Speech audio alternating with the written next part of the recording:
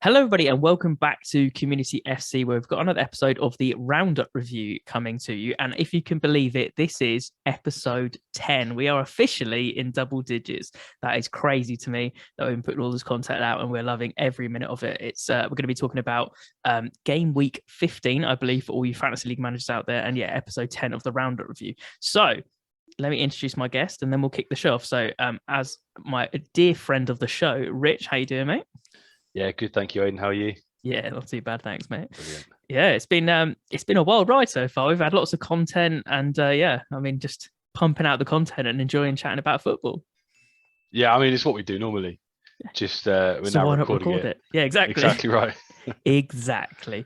Anyway, so we will stop getting too nostalgic. It's only 10 episodes, doesn't go crazy. And we will jump straight into the game. So I've got a rough running order as usual on my second screen.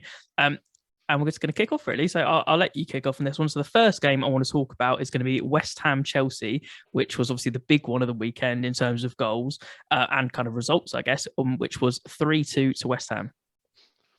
Yeah, I mean, a really, really fun game for the neutral. I didn't manage to watch it because I was unfortunately at a wedding, so missed it, and it was a bit of a shame because it looked like it was an absolute cracker of a game. To be honest, had pretty much everything you like to see from it, including something that's been quite rare this season, and that is atrocious Chelsea defending. Mm-hmm.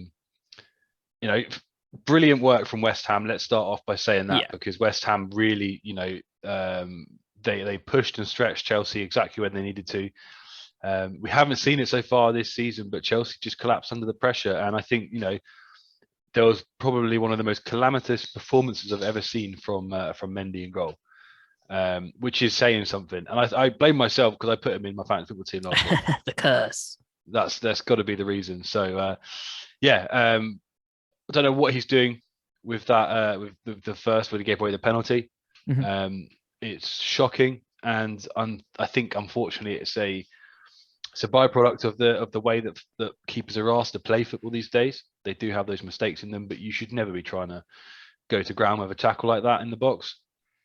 And then for the third, the West Ham's winner, I don't know what he was doing there, to be honest with you. I think I probably could have saved that. But it may be a little bit of a freak shot from Masuaku. Probably Mendy wasn't expecting it, but still, I mean, you've got to do better than push it into the back of your own net. Yeah. Agreed. I think that's a really interesting game for a few points. I mean, to start off with what you said about the Chelsea defence is totally true. I think we had Jamie on, obviously, for the midweek one, and he was saying actually the first half of the last game for Chelsea, and he's a Chelsea fan, was the worst half of football he's seen from his Chelsea squad. I don't necessarily think it was as bad this week, but it was still calamitous defending, and they'd brought people back in. Reece James was brought back in, and they had players, so they weren't playing a completely different squad that didn't know how to gel with each other. But yeah, they were leaking goals. I can't remember the stat off the top of my head, but it was like I don't think they've conceded like more than 2 goals in the Prem this year or something like that as well. And we've been banging on every week about how good and how solid the defense are, even when they do rotate players. So yeah, absolutely, like a freak result from them. But it's something that they need to sort out, because one can become 2 very quickly, and they can start leaking goals, and the heads can go down. And a draw against United, a loss against West Ham, like that, they aren't results they were necessarily expecting, and they were ahead in that title race, and now we will get onto it. But it's a very open title race at the moment with those points dropped. So, but there was one shining light, if you will, for Chelsea's defence, and I think it was worth mentioning, which was Thiago Silva got on the score sheet again, and he also then literally about 10 minutes later did a save off the line, which was going in as well. So he was kind of the shining light in him. And he's the oldest Chelsea player to score at 37 years of age. So, he is old, and he is still performing week in, week out. When he went, I was never going to doubt his class, because he's been world class throughout his career, but I was questioning, a bit unlike Ronaldo, who's just not human, he's probably a robot. Like, Thiago Silva does seem human and does get injuries and stuff, but to still perform at that level and still show that hunger at 37 is incredible, and is a credit to him. The big thing for me though as well, and I was like, Mendy has looked, you were saying, he looks a bit shaky, and it's not the first week he hasn't looked shaky as well after having that incredible start. But the same, I'll go on to even worse. I'll get back onto Mendy in a minute. But Jorginho, again, for the second week in a row, it was him that had the touch from Sancho and Rashford running onto it and didn't get the call. And, we talked about that before. But again, it is a horrible mistake. And then I think he's more to blame than Mendy for going the pen, because Mendy's doing what he can at that point. And yes, it's calamitous keeping from him, but he isn't really in a position to do much else. Like, he's just got to really try something.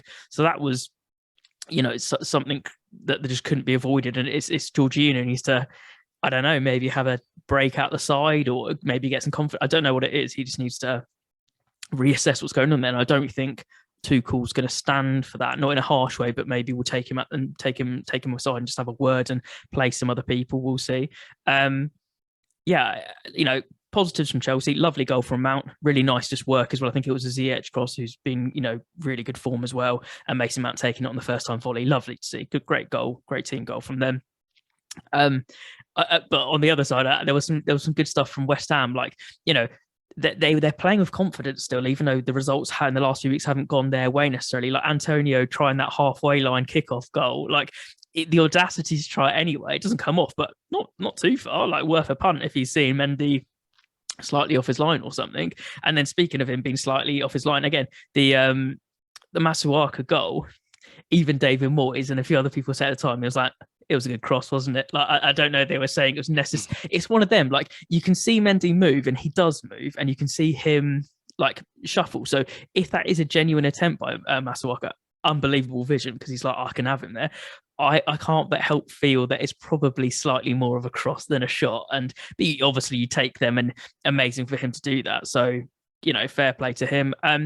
But just on the form as well, like West Ham aren't particularly, they kind of started really high, a bit like Brighton, and then kind of dipped a little bit. But that's such a big win for them. Against the not only dark horses, like at the top three, you'd say the dark horse out of City, Liverpool, and Chelsea, and then people have kind of put them as their favourites as time's gone on.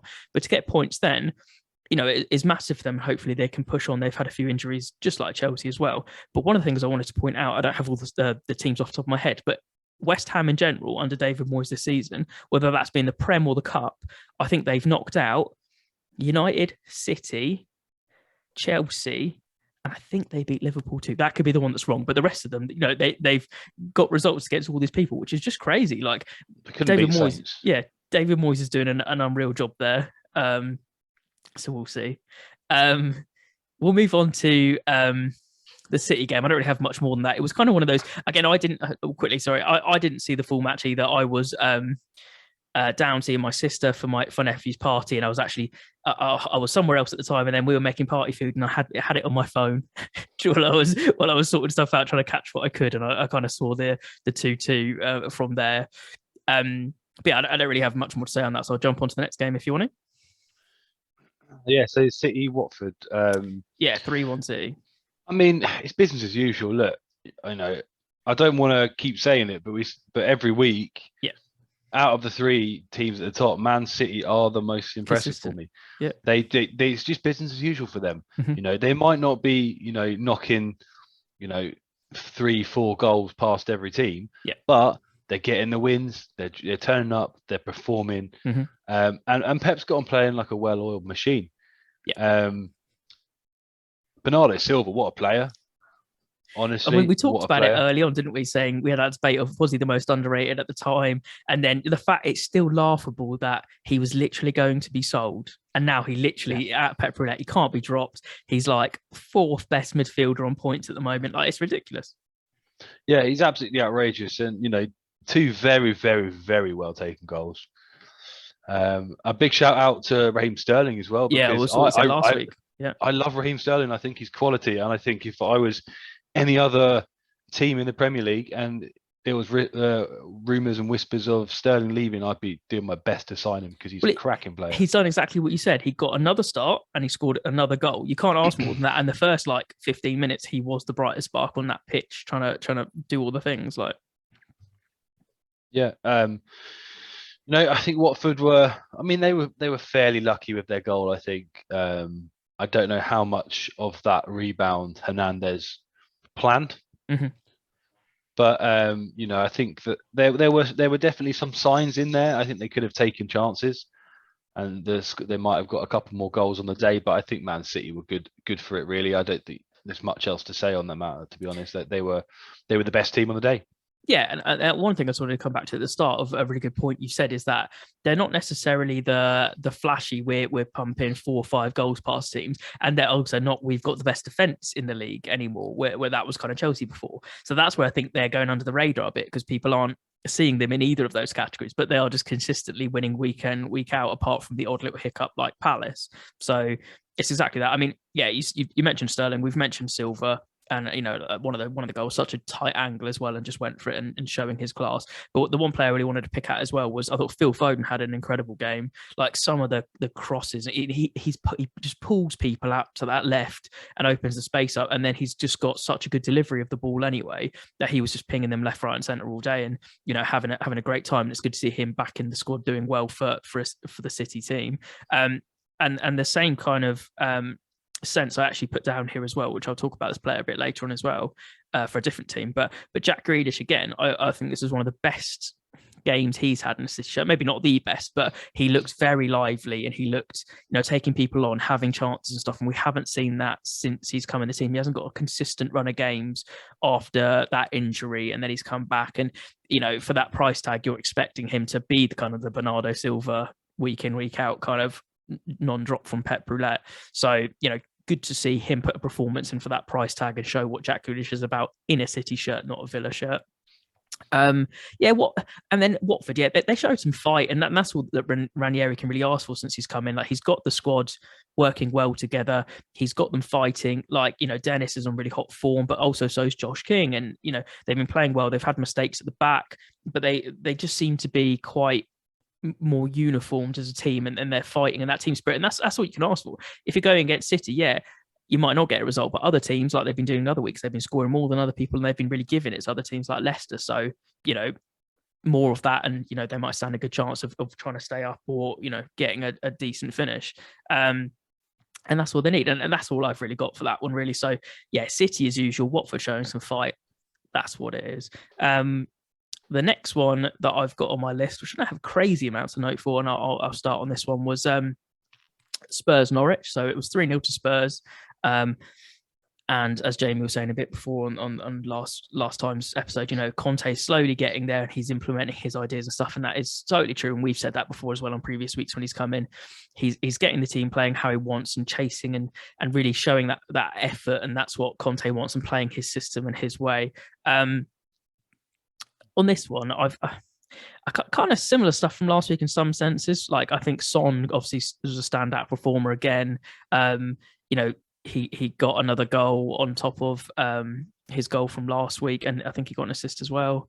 Kane, we say it every time, but we always keep saying he's getting closer. But he had that audacious little chip again, which nearly worked off. But again, it doesn't quite work. But again, I'm not going to repeat myself too much. Again, it's build-up play from Kane, and he's making that squad tick still. And when it comes, it comes.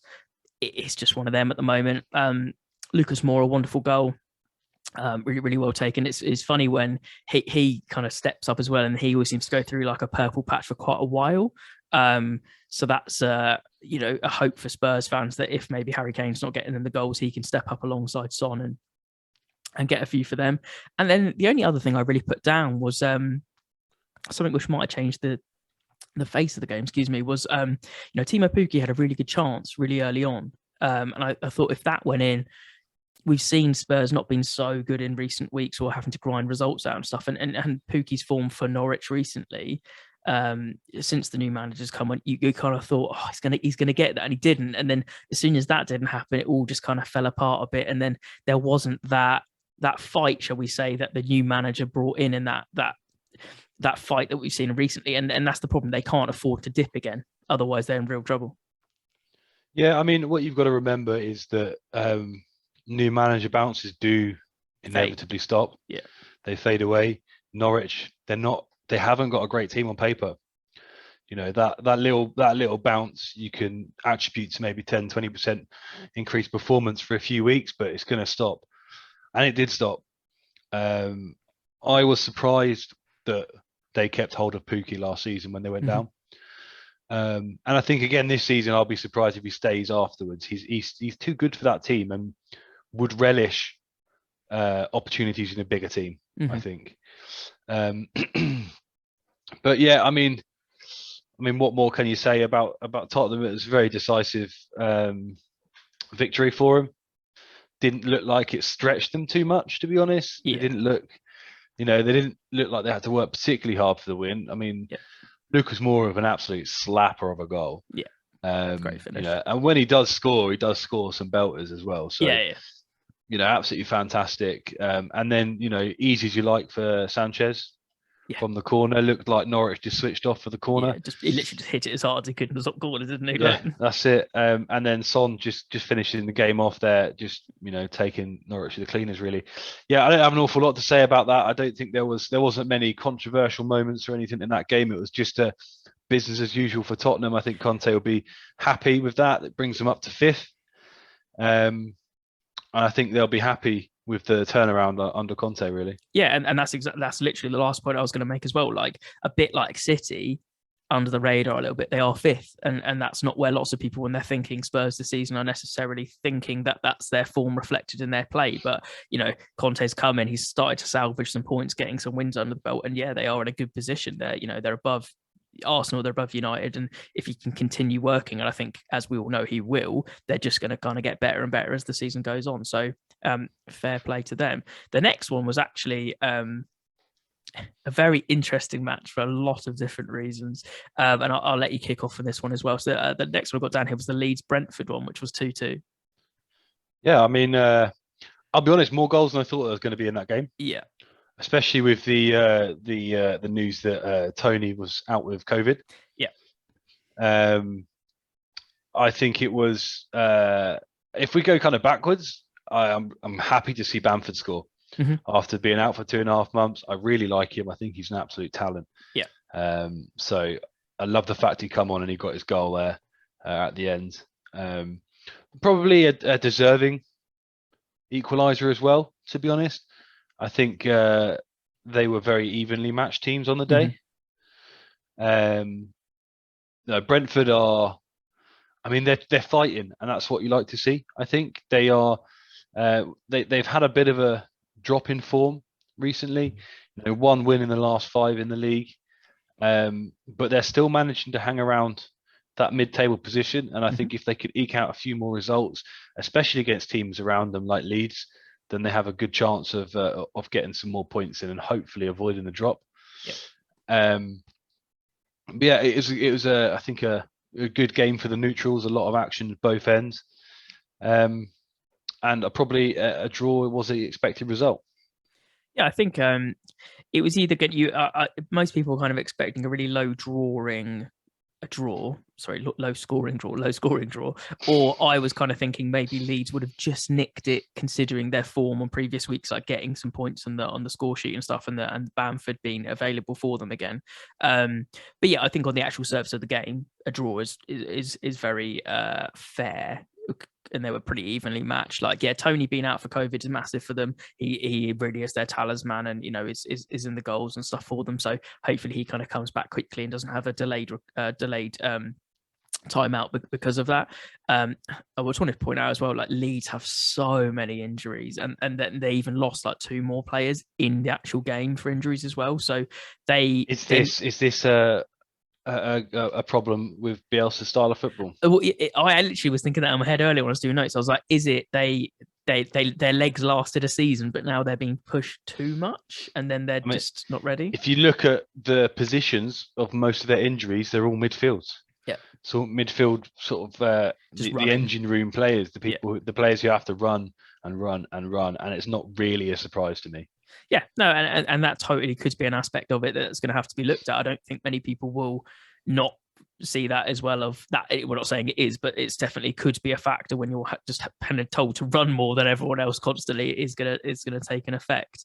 But I also wanted to say, like, speaking of the injuries as well, it's not just the injuries. Like Leeds as a team, we know they've really struggled with second season syndrome, but they just in the game, even there was like pockets of time where Leeds just fell apart. Like it was they played themselves into trouble so much, like really poor passing, where it was just like it almost looked like they trained differently that week to pass it just like a little bit short, and they just kept being caught out every time by like passing it in midfield across where you shouldn't be doing it, passing it across the D or something. And it was just like, but you've just lost the ball, or like the centre circle or whatever it is. And it's just like, you're just inviting pressure from Brentford. And, if there maybe was an Ivan Toney there, maybe they're capitalising on that a little bit more.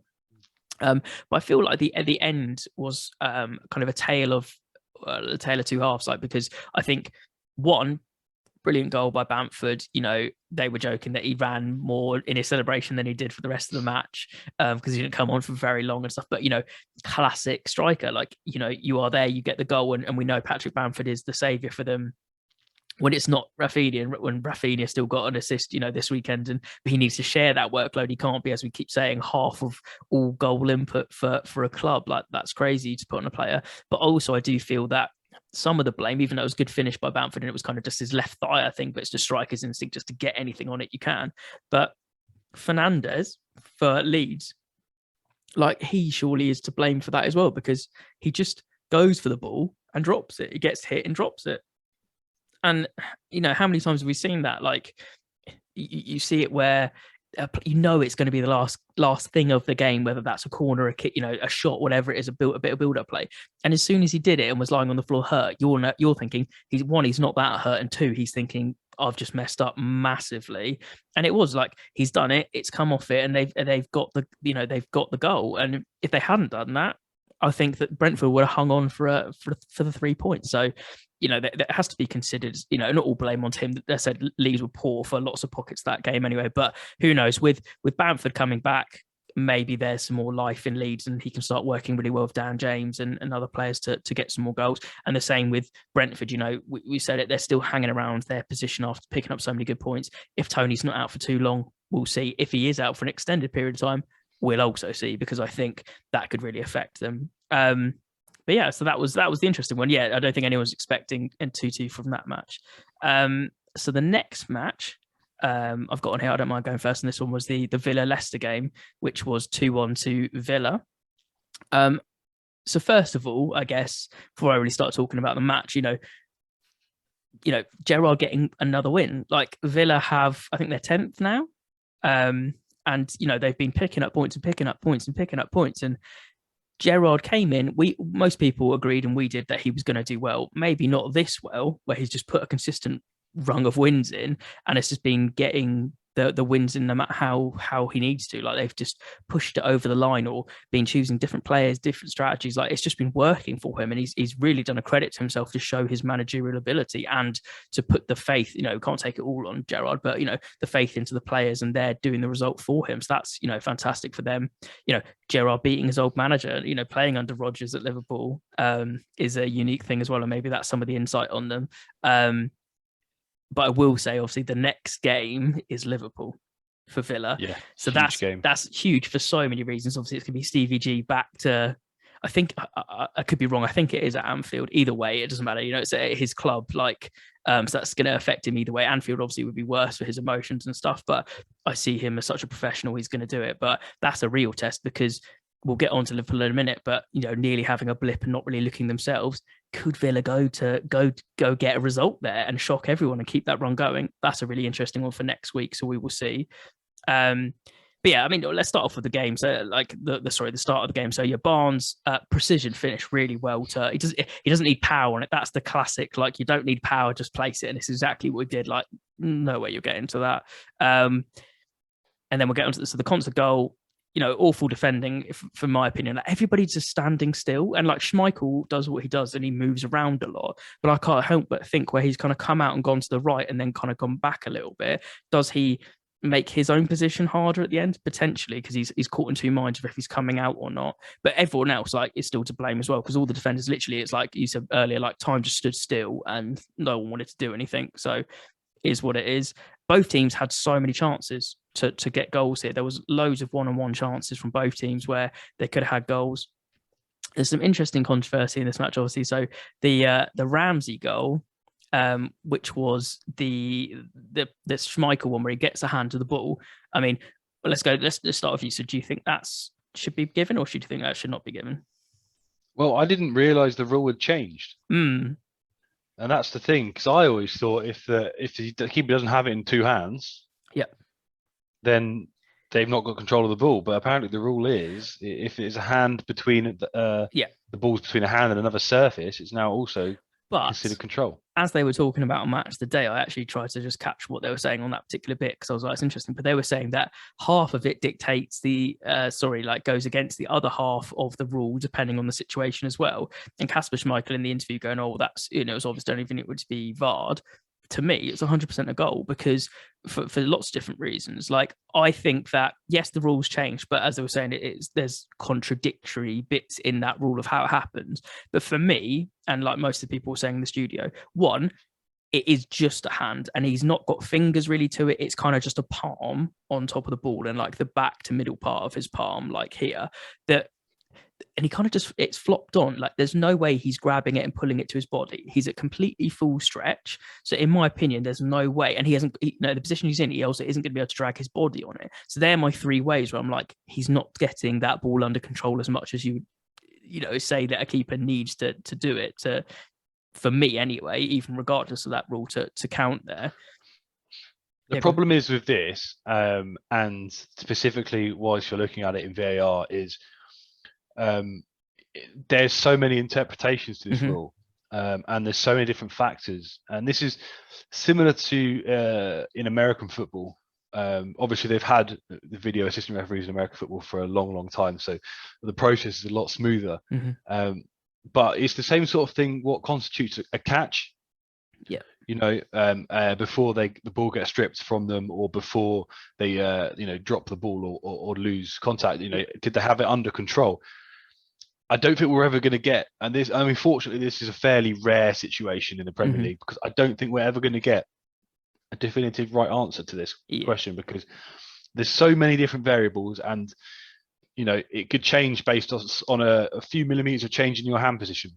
Yeah, and one thing I want to say as well is that it's typical in these things. Like, you've seen it once, and that rule has never been questioned since it's been changed, basically. But I guarantee you, it might not be next week, but in a few weeks, there's going to be something similar again, because it always just seems to happen like twice at the same time, never just like a one-off. So it'd be interesting to see what a ref and VAR give it that time to see, because I guarantee, knowing how most of the decisions of VAR work at the moment, the complete opposite will be given, because there is no consistency. But I think hard done by if you're Ramsey there. I do, rules are there. I can disagree and say I don't like the new rule, and that's exactly what I'm doing, because for those three reasons I've explained, I don't think Kasper Schmeichel has it under control. And it's not like he has and then he's kicked it out, in my opinion. We'll move on past that. So, I just think, it should have been 3-1. Really, I think that Ramsey had another attempt later on with a great pass through from McGinn to get it to him, so they could have had another one there. And exactly the same as, I said, they both had lots of opportunities. There was a great save from Martinez later on from a Harvey Barnes shot as well. So it wasn't like they didn't have chances, they just managed to hold on. And the Dewsbury Hall pen, that was the other one I wanted to bring up. That's a classic. I know we say the phrase like, you see them giving, but do you think that's either way? Do you think there is enough contact? I mean, it really is either way. I mean, clear. I would feel hard done by as a Leicester fan, honestly. By that decision. Likewise, if that was against my team, I'd be like, nah, that's a soft. It's a 50-50, and again, no consistency what could be given. It's the same, actually, I'll say, and this one didn't even get looked at. But when Kasper Schmeichel went up for right at the end, not the first attempt, but when it gets then brought back in for the second time, there's three defenders around him, and they are all getting very handsy and rough with him. Like, I feel it was because he's a keeper, it's looked at differently. But if that was a player, there may be a question of a pen there. And just because it wasn't, I feel that, I'm not saying it 100% was. You've seen him given, and it may be a bit soft if it was given. But in fact, it wasn't even looked at. There was a lot of controversial decisions in that game that could have gone either way. Yeah, I mean, you've pretty much covered all the main points. What I will say is I would be expecting maybe Aston Villa's new manager bounce to tail off a bit now. My concern with Villa is they don't seem to be able to get goals from strikers. We've got two from a centre-back on the weekend. You've got, how often do you see the likes of, Douglas Luiz or I mean, Buendia plays a slightly more forward goal, but John McGinn, scores so you know, many. you see a lot of goals from that. You don't see goals from Danny Ings. You don't see many goals from Ollie Watkins. That's my concern if I'm a Villa fan at the moment. Yeah. Leicester, I mean, I don't really know what Rodgers was thinking by not starting Vardy. I think by not starting, but especially after he scored a couple, was it last weekend? Yeah. You know, I don't know why you don't start him. He is your talisman. He's your main guy. He always nicks it as well. Like the way he plays is so like clever, and he's always, even if he isn't getting the goal, he's setting someone up. He's getting a foul. He's getting, you know, those kind of things. It's a bit like a Ronaldo situation for Leicester. I think the way that Rodgers set that team up with one up front in Patson Daka, I think was far too far too much respect to Villa.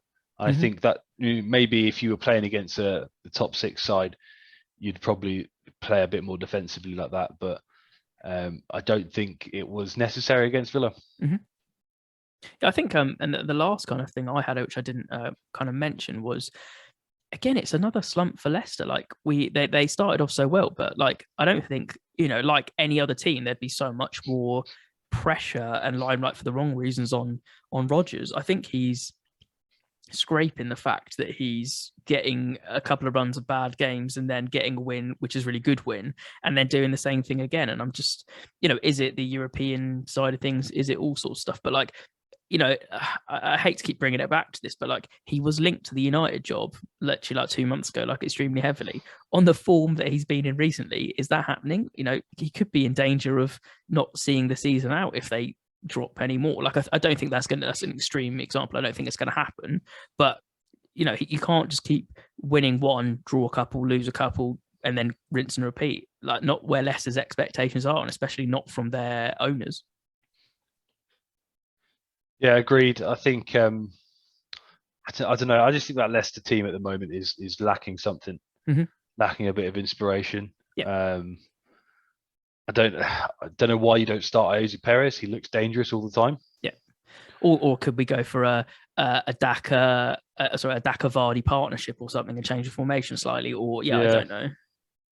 But I think there's definitely some questions to be asked there. Yeah, I think so. Right, so the next one I'll definitely let you start, as it is your game. Not that you maybe want to talk about it, but this was Brighton Southampton, which was 1-1. Well, okay. Same old. Like you could just literally just cut rinse and repeat for like 4 weeks. Bloody like analysis I've done on Southampton for the last like 2 months and just paste it in here. Great first half. You know, Brozier now has as many goals in the Premier League as Romelu Lukaku this season. You know, expertly taken in, little touch to take it around the player, and then outside of the foot, finish to slot it home. You know, brilliantly taken goal.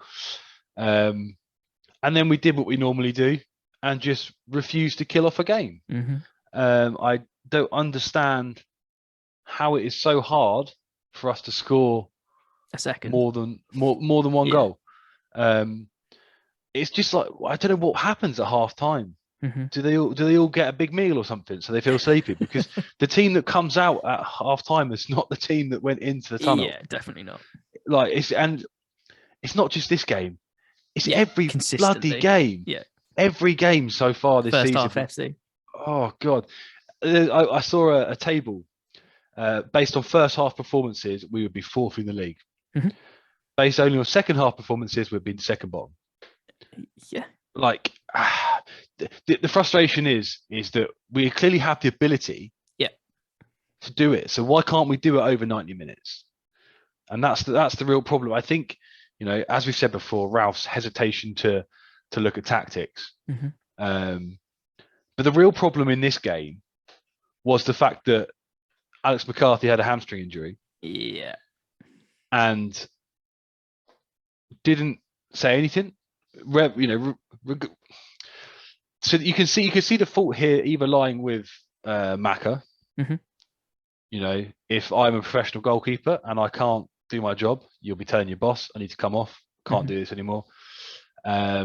the other point is, should Ralph have noticed it? But if Mac is not saying it's as bad as it is, because you see quite often centre backs going and taking goal kicks. Mm-hmm. What the problem is here is that McCarthy couldn't cover his goal. Yeah. So we talk about that. Firstly, Prowse giving the ball away. Romeu maybe doesn't have to make that tackle, doesn't have to foul. Either way, he gets a yellow card and he's now out for the Arsenal game. Oh, was he totted up enough? Okay, yeah. Yeah, Salisu is also now out for the Arsenal game as well. Brilliant. We've got no senior goalkeeper. Fraser Forster and Alex McCarthy are both injured now. But yeah, free kick. Mac calls James Ward-Prowse back to cover the goal line. James Ward-Prowse then realises he's playing everyone on side. Fairly lucky bounce back to the free kick taker. Was it a pass? Was it a shot? Probably a shot, but Mopé's right in the middle, and Mopé does what Mopé does. Yeah.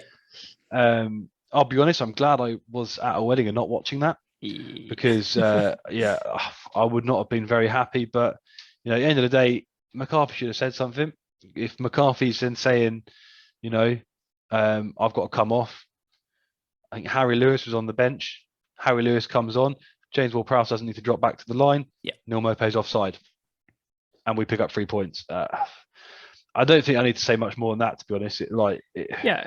I mean, I'll start on that decision. So I think, in my opinion, most of the blame's on the management. I'm not going to say Ralph, because it is on him, but it's not just him. It's the whole management. Because if you're on the bench, no matter what your position or your positional coach, whatever you are, assistant, you are seeing how your players are. There is people constantly monitoring how your players are. So if it's 16 minutes when he does the hamstring, which it seems to be so early on, you're then questioning that, because you might see him move differently. You might be, yes, we've done that in training and had centre backs kick it out, but you might not necessarily be like, we didn't plan to do that today. So there needs to be questions asked anyway. So again, I don't know if he did say anything, if McCarthy has said anything or not, and they've made that decision to carry on because he's gone, oh, I can carry on, I'm just limited on this, that, or the other. In my opinion, if a player is not fully 100% fit, you're taking him off, because this is exactly why, because situations like this will happen. The caveat I'll put across to you there is knowing full well that your second string keeper is also injured. Yeah. Putting that pressure on. And I get it. If I'm the first choice keeper and I've got a bit of a knock, and I know that I haven't got a capable secondary, Harry Lewis just doesn't play.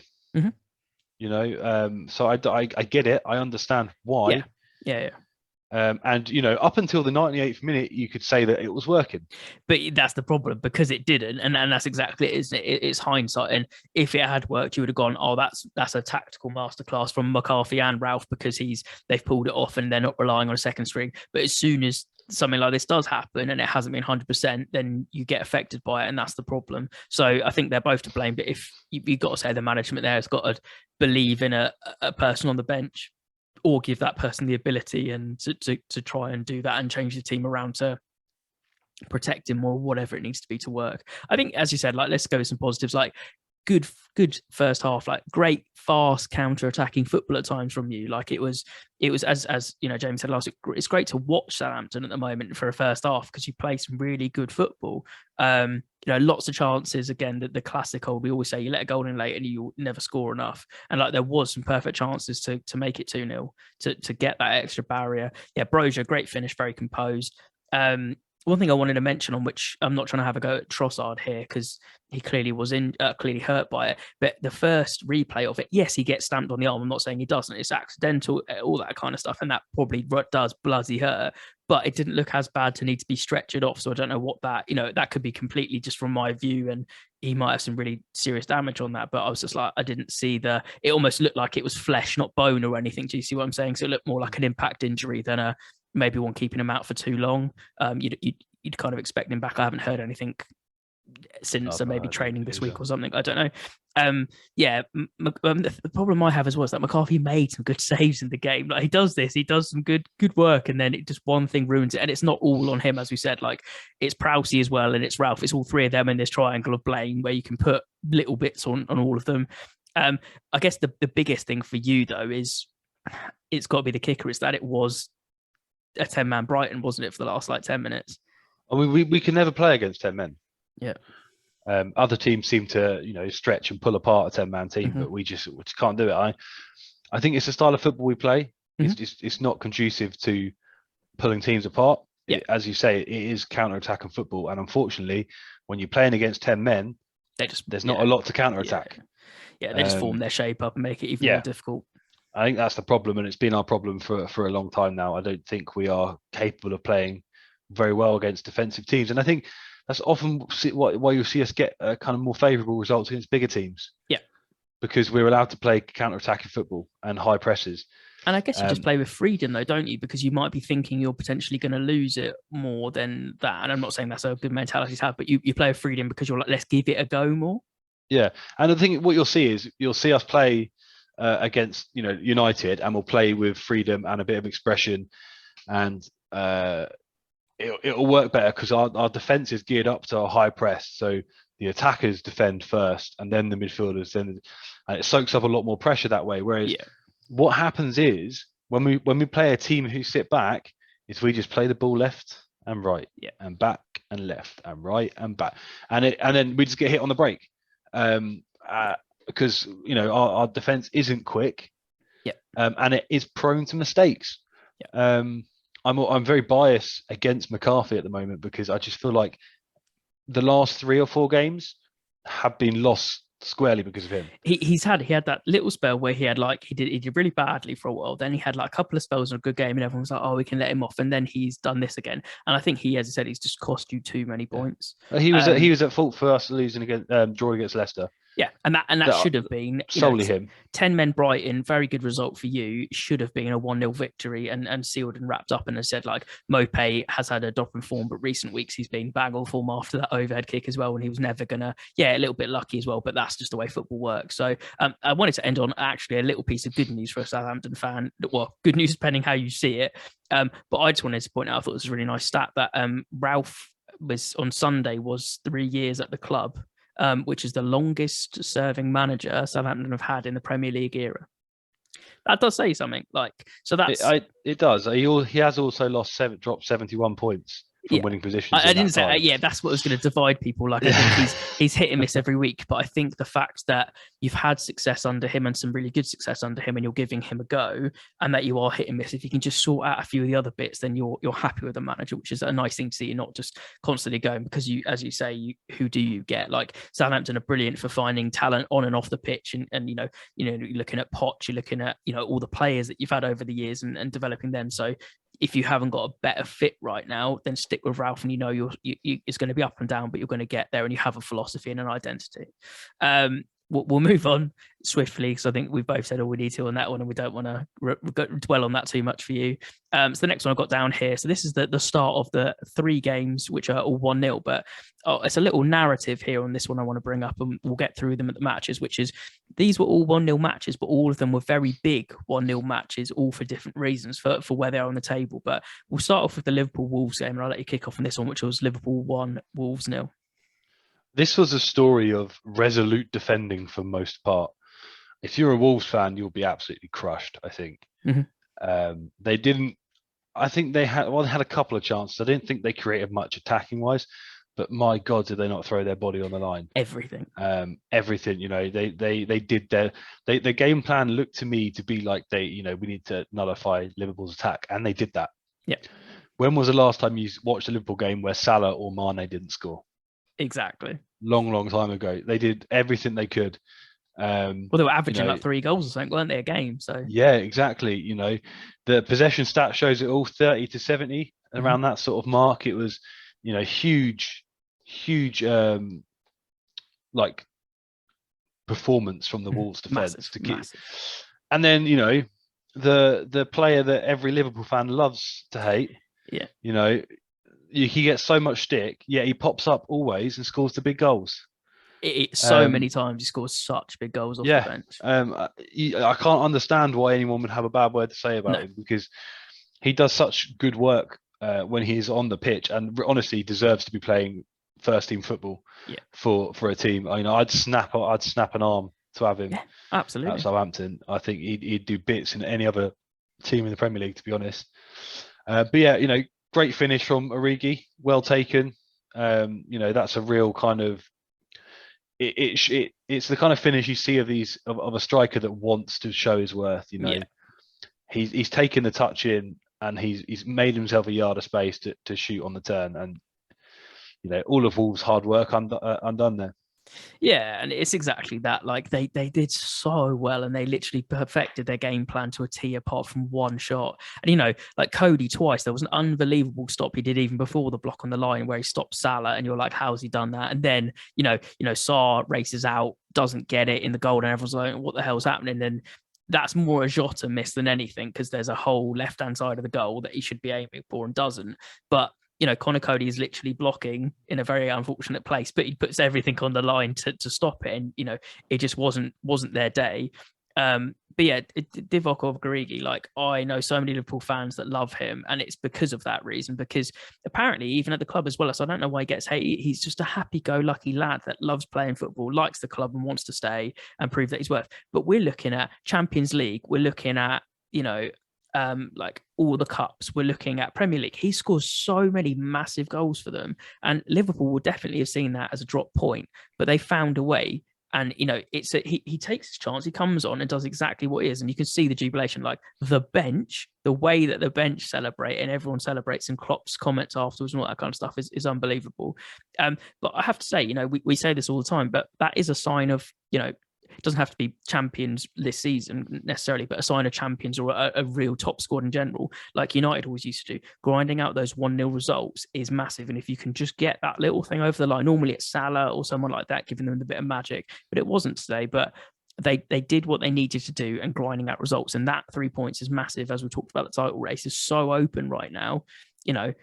They're literally like a couple of points in it, when before Chelsea were like 5 points ahead of everyone else. So that makes it exciting from a more neutral perspective as well, which we love to see.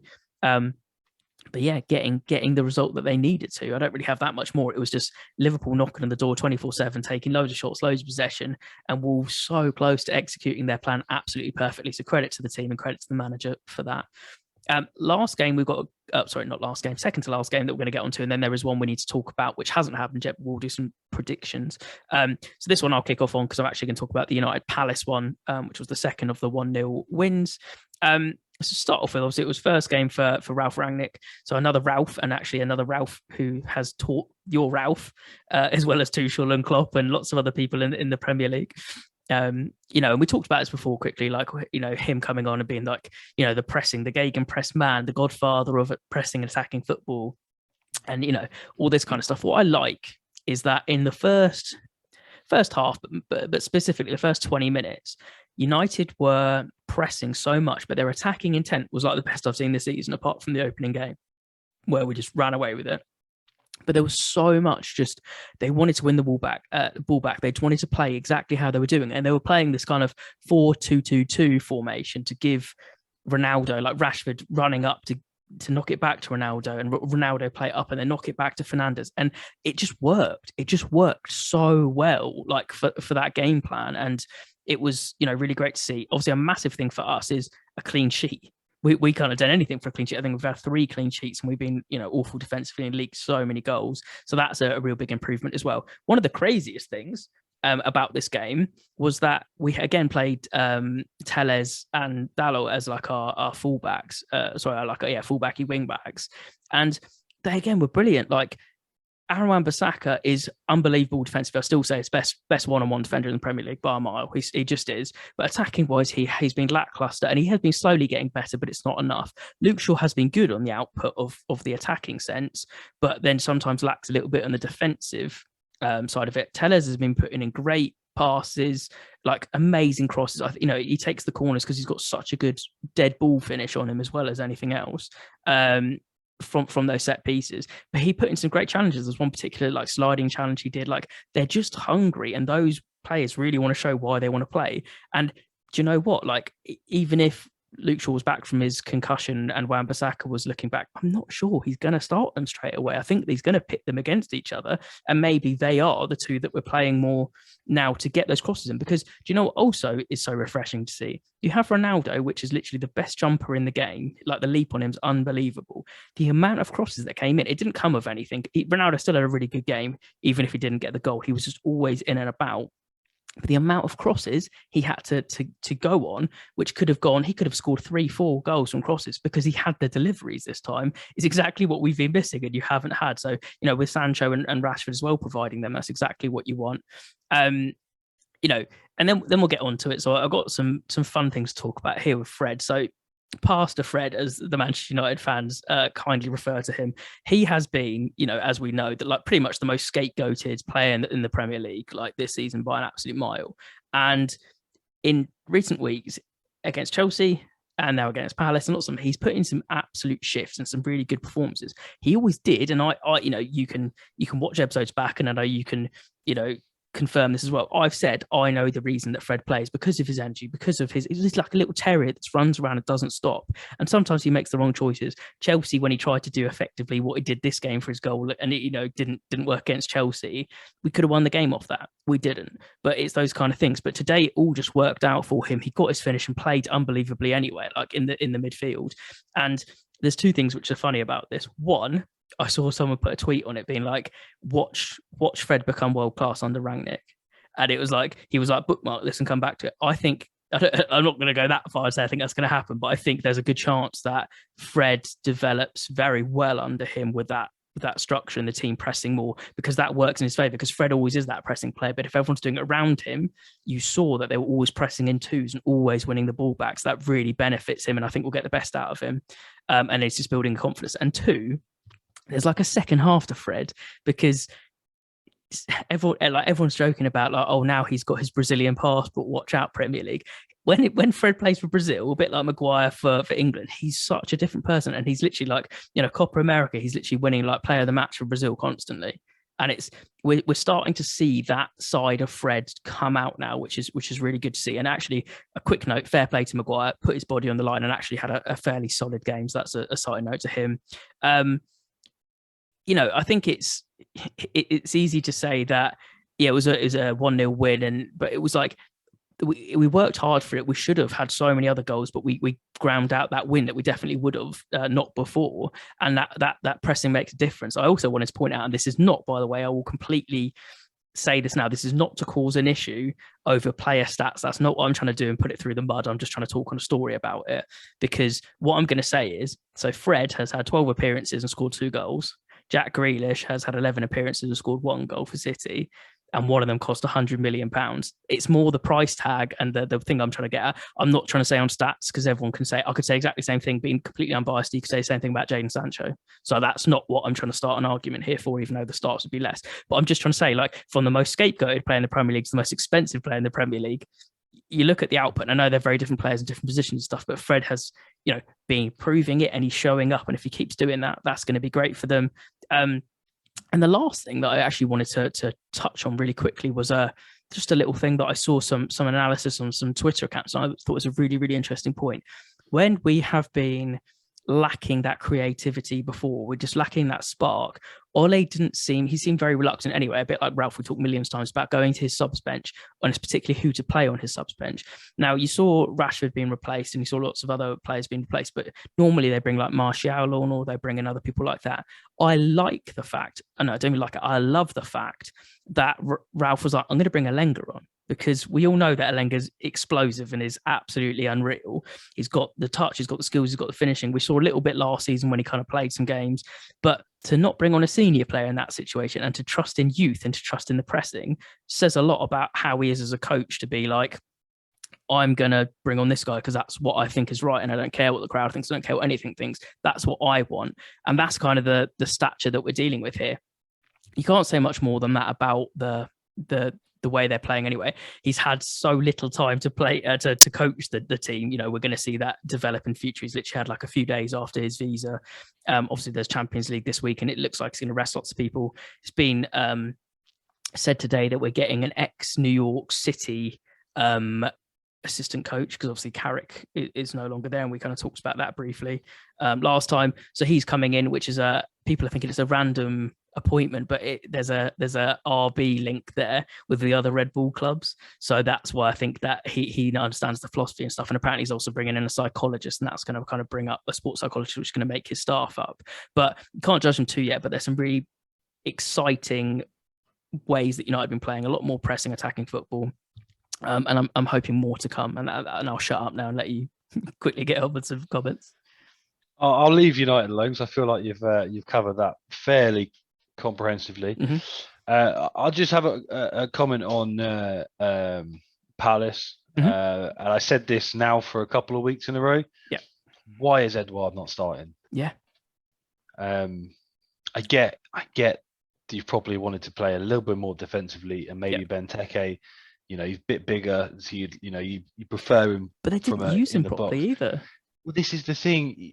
I just think every time we've seen Edouard this season, he looks dangerous. Half chance he could put it in the back of the net. Yeah. This would be a perfect game for him. Yeah. We did question Vieira at the start. Yeah. I think I'm questioning him now a little bit as to why is he not playing Edouard.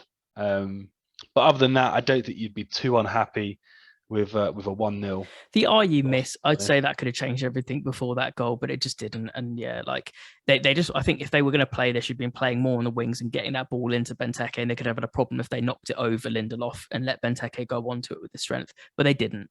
And so they exactly that. Why aren't they playing Edouard and trying something a bit different? And I think let's see what Palace do in the next few weeks again, if they can bounce back, or it is that consistent slump that we've been talking about. Oh, so we just had a few technical difficulties we're picking up back on here. So we were just quickly talking about the Newcastle Burnley game. So I think you were talking about this one, Rich.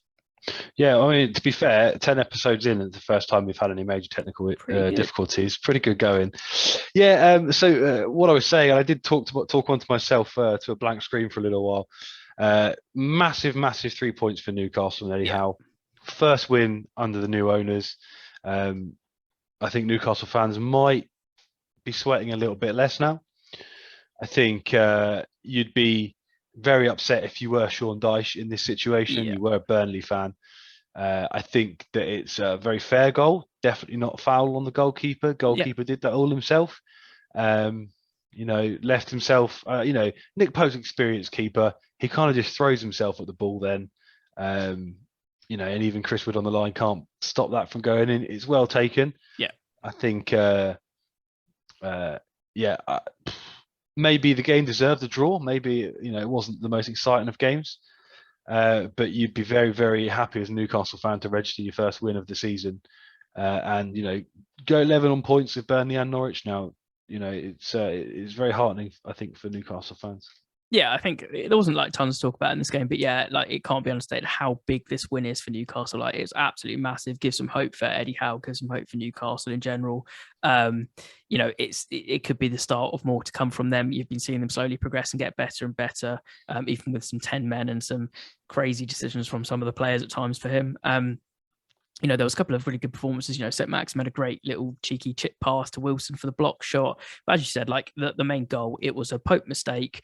He drops the ball, and a veteran and a clinical striker like Callum Wilson doesn't need asking twice. He knows where the goal is.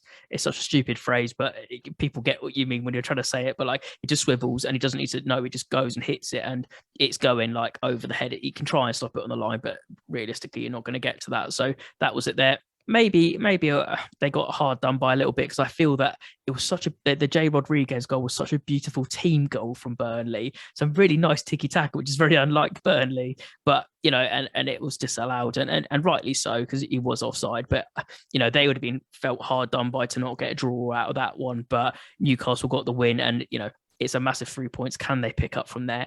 Who knows? So that was kind of it for the games. There was one game which is happening tonight, actually, as we record. So I thought we'd quickly talk about that for 2 minutes on. So this is going to be Arsenal Everton. So I was going to get just a few things to touch on quickly. One was just the story around obviously the board and Benitez and all that kind of stuff. So they were saying that there was rumors coming out that Benitez was going to be sacked. There was rumors that someone on the board was going to be sacked. It's come out that the director of football, Marcel Brands, has left Everton, and he's kind of very known from other clubs to be a bit of a penny pincher, not in a bad sense, but work on a budget and get that team into where it needed to be.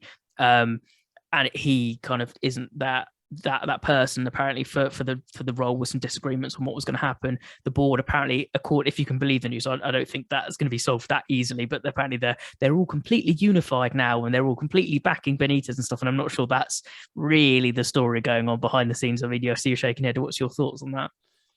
Yeah, I think the problem is deeper than Benitez. Yeah. To be honest, I see a team that is plagued by injuries. Their arguably best player is in prison. So I think that there's some big problems at Everton. Yeah. And Benitez is not the problem. I think he doing what he can with a limited squad he has. Exactly, like injuries, and when you're not got Calvert-Lewin and you haven't had Doucouré when he was in such big form, and even though he's been back, you're missing such key players, and they're relying on some of their youth like Gordon and these other players to come in and fill roles which they're doing their damn best and they're playing well when they get a chance, but it's not what they're expecting particularly. I think, as you said, there's more unrest there from the board and that level. I don't think Benitez is maybe under fire this week after that's happened. I would have said if there was a big heavy loss from Arsenal, it could have been that, but maybe not now. But I think it's one to watch, and I think it could be a mutual parting, February, March time if nothing changes, because Benitez won't want to stay there if it's not working out either. I just quickly wanted to say, so we can play a little bit of fun prediction here. Do you have a score for the game? What do you think it's going to be? 3-1 Arsenal. So I put 2-1 or 3-1. So if you're going 3-1, I'll go 2-1. Okay. So I think everybody thinks it's going to be an Arsenal win. So I think that's just a matter of time really for that to come through. The last thing I just wanted to pick up on, as that's the games of the week, I just wanted to pick up on a really small story, and then we will close out for the night, as it's been a fairly long episode. But I actually wanted to talk back to Newcastle. So it's actually come out today that it's kind of an end of an era in every aspect of Newcastle at the moment. They kind of got rid of Steve Bruce, depending how you feel about that. They've kind of finally got rid of Mike Ashley, which I don't think there's any dispute on how everybody feels about that, from neutral fans and actual Newcastle fans alike. But also it is official today that the Sports Direct branding around St. James's Park is coming down today as well. So I just wanted to mention that as a quick end of an era piece. I don't know if you've got any comments on that, or just, it is what it is. I mean, as a football purist, I like to see that, just bring it back to the kind of history of it. I think that's a good thing. Yeah, so that's happened. The Sports Direct signs will be down by the end of the next game. Newcastle are picking up 3 points. It's Christmas. Who knows what's going to happen? Who knows? So I will just say, yeah. By the way, before we finish off, breaking news hot off the press that Southampton have signed Willy Caballero. Oh, I saw he was linked on a free transfer. That's a great sign until January the 5th.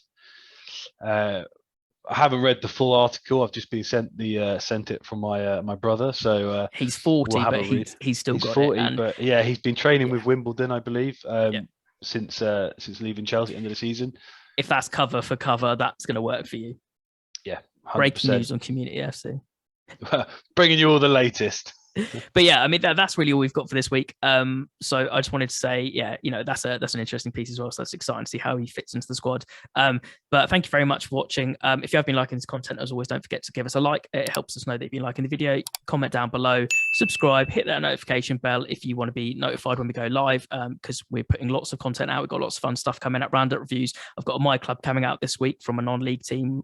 Sorry, not non-league. That's very rude. Not non-league. I meant non-Premier League team. They're from the Championship. And also we potentially got a Christmas quiz coming from some Community FC people as well. So more to look forward to. So stay tuned, hit that like button again. And thank you very much, Rich, as always, for coming on, mate. Absolute pleasure. No problem. Thanks for having me as always.